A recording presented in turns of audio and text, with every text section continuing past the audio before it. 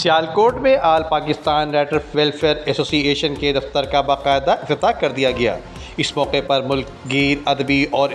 فلاحی تنظیموں، کاروان قلم رائٹر فورم پاکستان کے عہدیداران اور ممبران نے بھرپور شرکت کی۔ اس اقدام کو ادب و قلم کی خدمت کے لیے ایک سنگ میل قرار دیا گیا۔ افتتاحی تقریب میں کاروان قلم کے بانی اور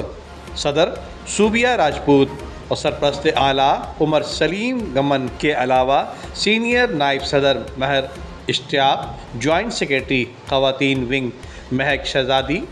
ادب اطفال کی شہز انچارج فاقہ راجپوت اور میڈیا کوآرڈینیٹر سمیع اللہ مغل اور یوتھ کوآرڈینیٹر زبیر حمزہ نے شرکت کی۔ رہنماؤں نے اظہار خیال کرتے ہوئے کہا کہ سیالکوٹ میں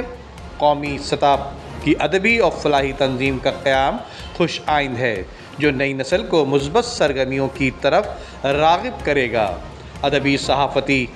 اور سماجی حلقوں نے تقریب کو زبردست پذیرائی دی، جبکہ اختتام پر کاروان قلم کے سرپرست اعلیٰ عمر سلیم گمن نے آل پاکستان رائٹر ویلفیئر ایسوسی ایشن کے مہمانان کو سیالکوٹ کے مختلف تاریخی اور ثقافتی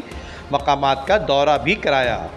ندیم صدیقی، میٹرو 7 پاکستان۔ ہمارے علاوہ کوئی اور دوسرا جو ہے وہ آگے تک آئے، لیکن انہوں نے ماشاءاللہ بڑا سپورٹ کیا اور انہی کے